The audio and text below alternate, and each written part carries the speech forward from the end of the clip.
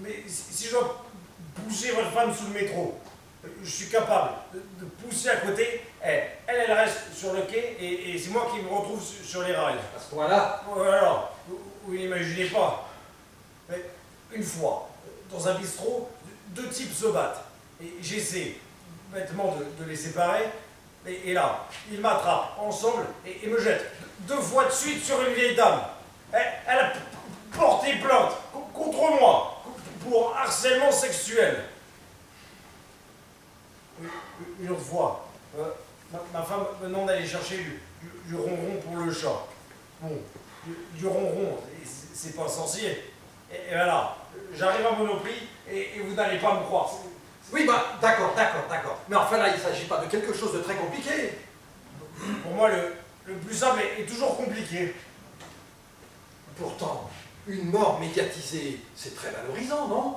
Et médiatisé, vous croyez qu'on en parlerait? Évidemment.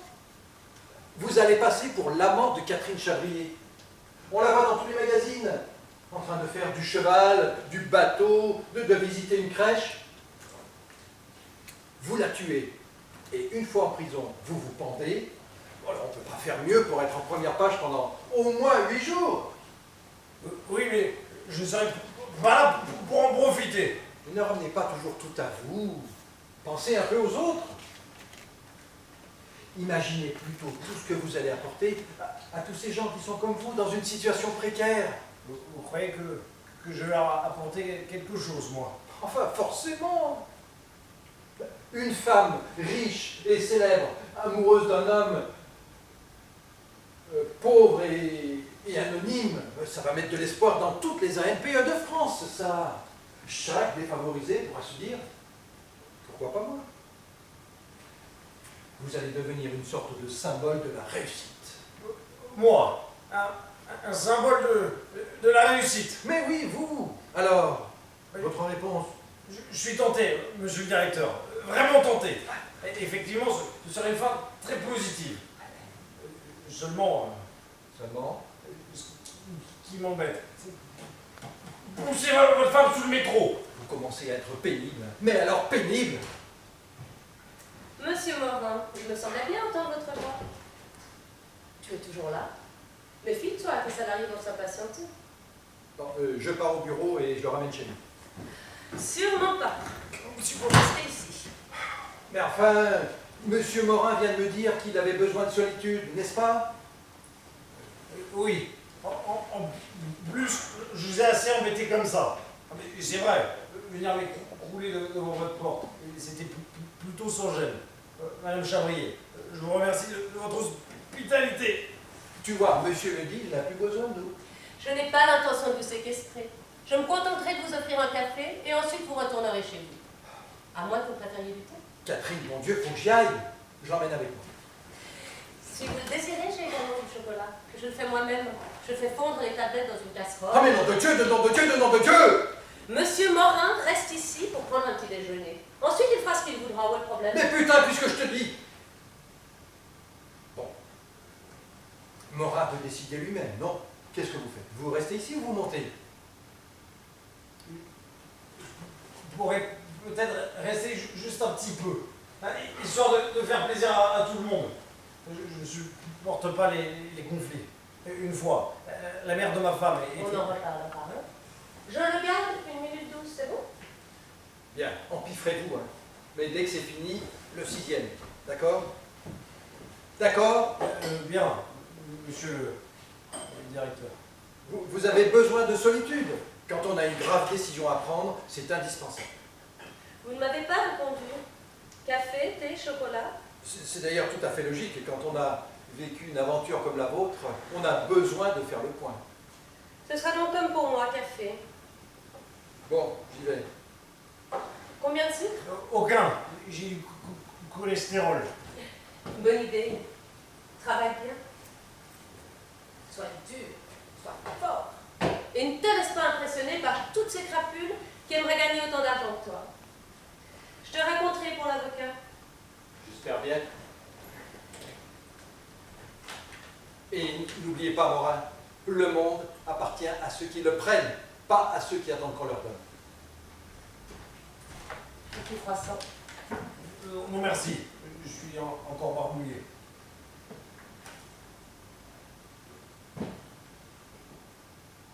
Pourquoi ne veut-il pas qu'on reste ici? Pour m'aider à ne pas faire de bêtises, je suppose. En parlant avec moi, en m'obligeant à réfléchir. Mon mari n'a jamais aidé qui que ce soit. Je le connais, il a sûrement une raison. Vous lui avez vraiment dit que vous vouliez retourner chez vous? Oui. Vous avez toujours l'intention de... Non, rassurez-vous. Bon. Et bien voilà. Merci pour tout et pour le café. Vous avez été très aimable. Je vous quitte. Bon, vous restez ici, Mais toute la journée. je viens de promettre à votre mari de retourner chez moi. Et vous lui avez dit que c'était d'accord. Je lui ai raconté n'importe quoi pour qu'il s'en aille. De toute façon, que vous soyez ici ou ailleurs, mort ou vivant, entre nous, il s'en moque totalement. Encore une tasse? Non, merci. Madame Chabrier, je préférais vraiment remonter chez moi. Ah, mais il m'est arrivé, en une nuit, plus de choses que pendant toute ma vie. Et j'ai besoin d'y voir clair. Et franchement, je ne vais pas recommencer. Vous dites ça pour me rassurer. Je n'ai pas du tout envie de vous voir remonter dans votre chambre de bonne. Vous allez forcément déprimer à l'avenir. Je suis seule, je suis pauvre, j'ai du cholestérol. Et voilà, rebarbiturique. Vous restez ici. La petite étudiante va revenir. Elle est politiquement incorrecte, mais humainement, elle me paraît sensible. Nous allons organiser des tours de garde pour ne pas vous laisser seule une minute. Et si je ne suis pas d'accord, moi? Je vous enferme à clé immédiatement. Oh non, mais pourquoi? Pourquoi suis-je venu devant votre porte? Et dire que j'aurais pu aller au quatrième, au troisième, ou au deuxième. C'est la même chose, ils sont tous riches. J'aurais dit, laissez-moi mourir. Et ils auraient répondu, on n'en a rien à foutre. Et ça serait déjà réglé. C'est pour votre bien que je fais ça.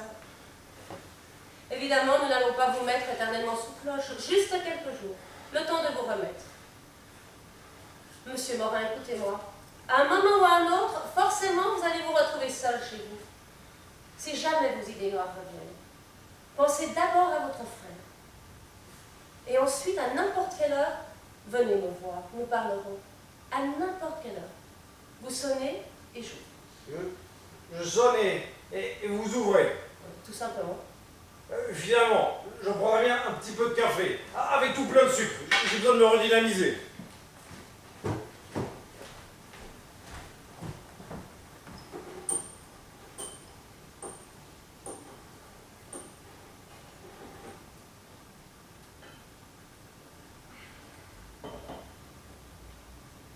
Avez-vous à me regarder comme ça?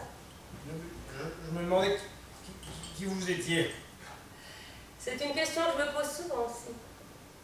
Monsieur Morin, j'aimerais maintenant que vous preniez ce que j'ai à dire avec le plus de simplicité possible. Oui. C'est vraiment déplorable que dans un même immeuble, les habitants se disent tout juste bonjour, bonsoir. Qu'un homme au 6e en arrive à avoir envie de mourir et qu'en dessous, personne ne puisse l'aider. Pour ce qui est de votre femme décédée, évidemment, je ne peux rien. Mais pour l'argent, je peux. Vous pouvez quoi? Je sais que ça n'arrange pas tout, mais ça aide beaucoup. Je vais donc vous faire un chèque de 400 000 francs. Au moins, vous n'aurez plus de problème de ce côté-là. Ne refusez pas, c'est de bon cœur. 400 000 francs? Oui. Vous offrir 20 ou 30 000 francs ne serait pas négligeable, mais ça ne changerait pas profondément votre vie. Tandis qu'avec 400 000 francs, vous serez sécurisé pour le restant de vos jours. Qu'en pensez-vous? C'est pas possible. C'est trop. Beaucoup trop. La somme vous effraie, je comprends. Non, franchement, je comprends. 300 000, ça vous conviendrait mieux? Et non, c'est pas le problème. C'est pas du tout le problème. D'accord, je descends à 250 000. Mais non. Non. Mettons 200 000, mais c'est mon dernier prix. N'allons pas plus bas, ce serait ridicule. Je vais chercher mon chéquier. Mais non, s'il vous plaît. S'il vous plaît. Monsieur Morin, vous n'allez pas faire de manière. Mais non, mais Ça ne me gêne en rien. Si ça peut vous aider, franchement. c'est pas ça, mais je comprends plus, moi. Vous ne comprenez plus quoi? Qu'est-ce qui se passe? Qu'est-ce qui se passe, monsieur Morin? Votre mari m'a dit que vous étiez quelqu'un d'avare. C'est idiot! Pourquoi aurait-il inventé une chose pareille? Je ne sais pas. C'est lui qui est grippe-sous. Il ne sait qu'entasser de l'argent et le garder. Alors que moi, j'ai un don véritable pour dépenser. Vous me laissez 2 heures dans une boutique de meubles, quand je sors, elle est vide.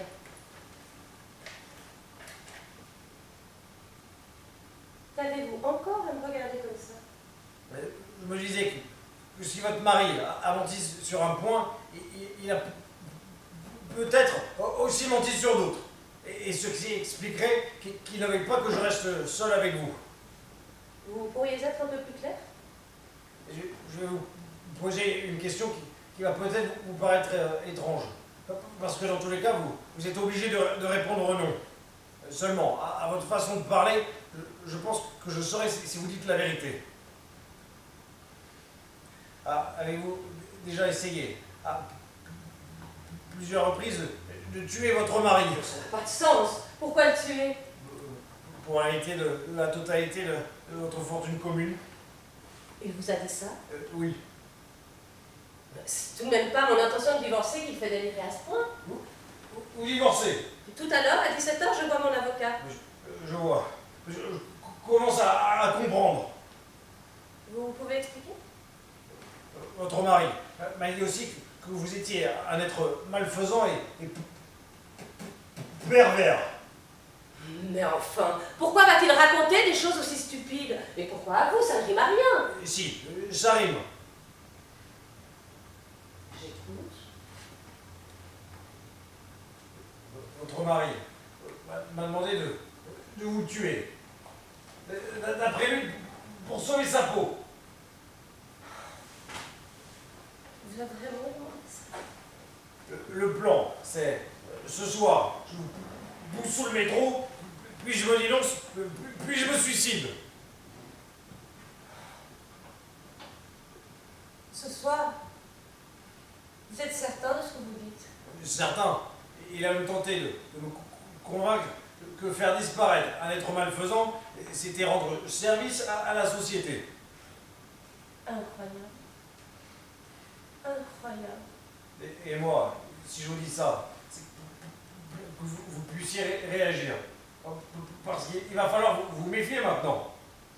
Parce que si je me désiste, et bien sûr que je me désiste, bah, il trouvera autre chose. Je sais pas, vous risquez de nous faire agresser par des voyous, ou renverser par un chauffard, ou Dieu sait quoi. Comment est-ce possible? Vivre des années avec un homme et si mal le connaître.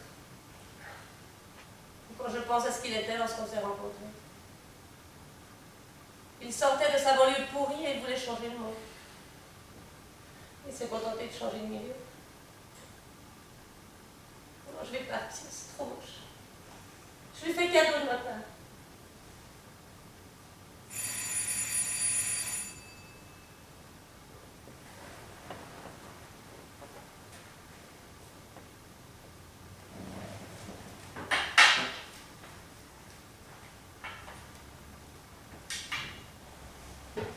Ah, monsieur Morin, comment ça va? Je vois que ça s'arrange. Si, ça sent. Ah, c'est une bonne nouvelle.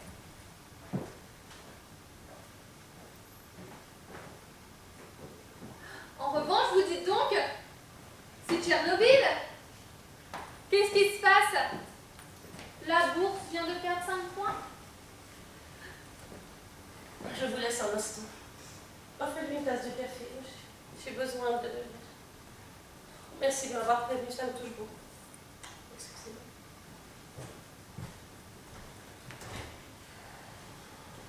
Puisque là,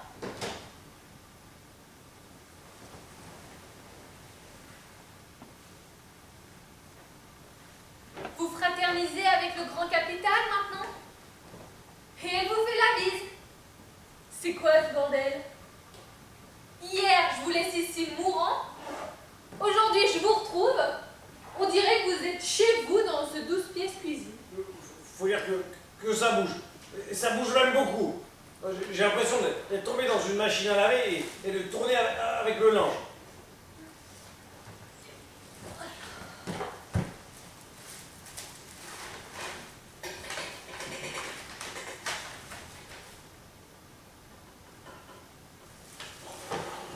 C'est vrai que vous avez l'air nerveux. Hein? Non. Enfin si, c'est le café. Et il est tellement fort.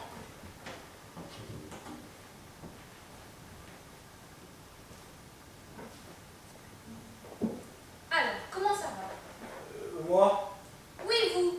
Votre envie de... Ah oui. Steph, elle est toujours là? Enfin, non. Enfin, je sais plus. C'est-à-dire que j'ai plus trop le temps d'y penser. Parfait, c'est bon signe. Et qu'est-ce que vous allez faire aujourd'hui? Faut surtout pas rester seul. Si vous voulez, je sèche la fac et on passe la journée ensemble. C'est gentil, mais je crois que je vais plutôt rester ici. Monsieur s'habitue au luxe? Pas du tout. Mais comme Madame Chabrier a des soucis, De quel genre? des soucis, et ça ne serait pas correct de la laisser seule ici en ce moment. C'est quelqu'un de respectable, à mon avis. Et comme vous savez, nous sommes dans une société où le respect d'autrui est très atténué. Et je refuse d'en arriver là. Et c'est reparti. Mais il y a des raisons pour que ça reparte. Je vais vous dire, mademoiselle Duménil, autrefois, on respectait tout le monde. Ses parents, son employeur et le maître d'école. Non, mais même si on avait un père crétin, on était plein de respect pour lui. L'instituteur, situé Dakar, dans le sud de la Hollande, vous l'admiriez malgré tout. Votre patron tenait aussi les mêmes propos qu'un presse purée, vous l'écoutiez religieusement. Je vais vous dire, une société qui ne respecte plus les imbéciles est une société en décadence. Je vous prie de m'excuser un petit malaise. Monsieur Morin vous a offert une tasse de café. C'est fait, très bien, merci. Mademoiselle proposait de sécher la fac pour me tenir compagnie. Ne ratez pas votre cours. Je vais surveiller notre ami toute la journée. Bon, je pense d'ailleurs qu'il n'a plus l'intention de recommencer, n'est-ce pas, monsieur Morin? C'est-à-dire qu'en ce moment, je ne sais plus très bien ni que faire et ni par quoi commencer. J'ai compris. Si vous êtes d'accord, repassez donc ici vers 20h. On prendra l'apéritif et nous envisagerons ensemble ce qui lui convient le mieux. Nous en sommes tous un peu responsables dorénavant. Ok, je vous laisse. Bon. À ce soir alors. Et pas de bêtises, hein.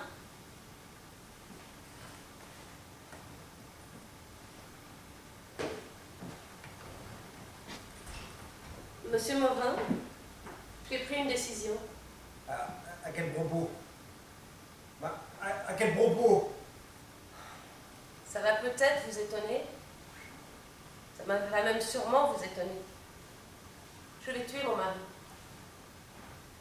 Tout à l'heure, j'ai craqué, c'est vrai. En apprenant son intention, j'ai été bouleversée. Mais je me suis reprise. Vous voulez vraiment Oui, j'ai bien réfléchi. Quand il verra que vous n'avez pas exécuté son plan, je le connais, il recommencera. Si je ne réagis pas, je suis perdue. Ce qu'il faut, c'est passer à l'action avant lui. Ce soir, je fonce. Madame Chabrier, vous dites ça, mais vous ne parviendrez jamais à avoir le courage. Pourquoi? Parce que vous l'avez aimé. Oh ça, vous savez. C'est le cheminement habituel de tous les couples. On commence par s'aimer. Ensuite, on se supporte difficilement. Et pour terminer, on se déteste. Oui, mais dans ces cas-là, on se sépare. On ne s'extermine pas. Oh, parce qu'on a peur d'être découvert. Croyez-moi. Si tous les gens qui sont exaspérés par leur conjoint pouvaient discrètement l'évacuer dans un sac poubelle, il faudrait décupler le nombre des éboueurs. Madame Chabrier, reprenez-vous et réfléchissez. Nous vivons dans une société, c'est vrai, où les couples se séparent facilement. Et de là à remplacer le divorce par le sac poubelle, n'est-ce pas aller trop loin? Si ce n'est pas lui, c'est moi. Je préfère que ce soit lui. Vous dites ça, mais vous n'y arriverez pas. Vous êtes quelqu'un de foncièrement intègre. Ça se sent, ça se devine. Oh, Vous savez que vous n'auriez pas intérêt à être psychologue de métier. Pendant les 8 ans où j'ai travaillé aux côtés de Chabrier, j'ai truqué, magouillé, escroqué comme pas possible. S'il y avait un festival de Cannes destiné aux malhonnêtes, j'aurais la palme d'or. Vous. Moi. Bon, mettons que vous ayez gagné de l'argent d'une façon ambiguë. Tuer quelqu'un est quelque chose de beaucoup plus délicat. Sans compter que vous êtes à peu près sûr de vous faire prendre. J'ai un plan imparable. Ça ressemblera à un accident. Mais pour ce plan, il me faut votre aide.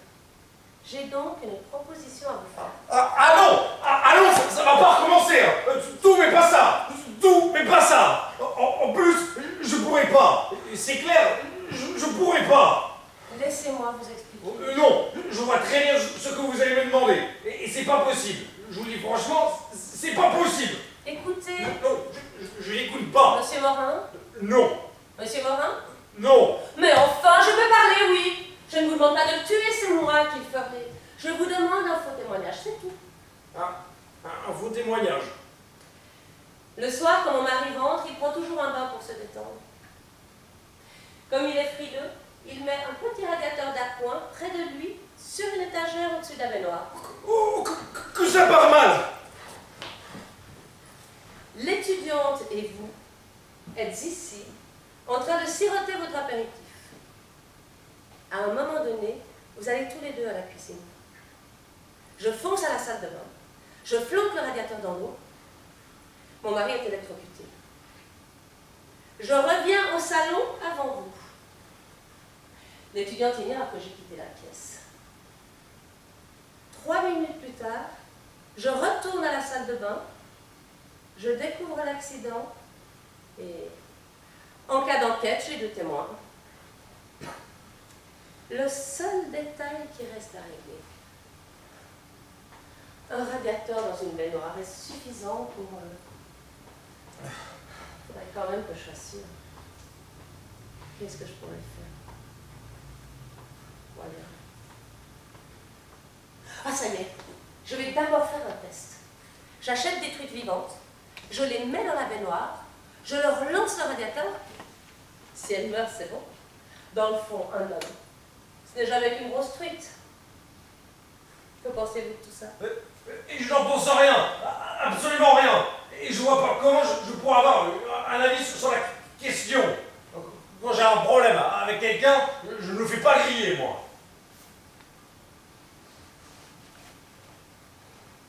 Vous pourriez quand même avoir un avis personnel.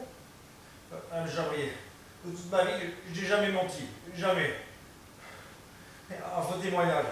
Je ne peux pas. Je ne peux pas. Je comprends. Enfin, franchement, je comprends. Je sais que j'ai affaire à un honnête homme. Mais entre nous, vous vous appelez Georges, n'est-ce pas? Oui. Ce que je vous demande n'est pas grand-chose. Dire simplement que personne n'a quitté cette pièce. C'est à peine un mensonge. C'est, comment dirais-je, une subtilité de langage. Une subtilité de langage. Pas pour tout le monde. Parce que moi, je ne pourrais pas m'empêcher de l'imaginer l'autre là, dans sa baignoire. C'est pas subtil pour 2 ronds, ça. Évidemment, je m'empresse de vous dire que vous n'auriez pas affaire à une ingrate. De l'argent? Ah non, on ne m'achète pas, moi. Vous entendez? On ne m'achète pas. En plus, cet argent me brûlerait les doigts. Ça m'étonnerait. Bien mal acquis profite toujours. Non. Georges, J'ai dit non. faites ça pour moi. Je me sens pas bien. Et une barre qui s'installe là. À mon avis, aucune enquête ne sera ouverte. Ça ressemblera à un accident domestique comme il y en a tant. Quelle histoire. Quelle histoire. Des années dans la comptabilité ne préparent pas à résoudre ce genre de problème. Par ailleurs, faut être logique. Parce qu'un jour ou l'autre, il va vous mettre de la morora sur vos tartines ou quelque chose comme ça. Mais ça me pend au nez. Mais je suis devant un dilemme tragique. Ou bien, je deviens malhonnête. Je vous aide. Et il est mort. Ou bien, je reste honnête. je ne vous aide pas et vous êtes morte. Avec Corneille à côté, c'était du yaourt à 0%. Effectivement. Mais qu'est-ce que je suis venu faire, moi, dans cette galère? J'étais ici pour me suicider, moi. Pas plus. J'avais mes petits problèmes de pauvre. Et avec mon manque de chance habituel, je tombe sur mon gros problème de riche. Je crois que je vais remonter chez moi. Je me ferai une bonne camomille. Je lirai mon journal tranquillement et ensuite j'irai me promener. Vous ne le ferez pas, Georges. Parce que vous êtes quelqu'un de bien. Je ne vous imagine pas au 6e, lisant calmement les nouvelles, en sachant qu'au 5e, une femme qui vous a aidé est en train de se faire assassiner. On supporte mieux la souffrance des autres que la sienne. Je ne crois pas un mot de ce que vous dites. Alors, c'est d'accord, je peux compter sur vous. Je sais pas. J'ai toujours ma barre là. Je suis nausée ici. Je vois plus très bien. Et mes jambes, je les situe plus exactement. Bon, nous allons sortir. Un peu d'air frais vous fera du bien. Donnez-moi un instant, je m'habille et on part.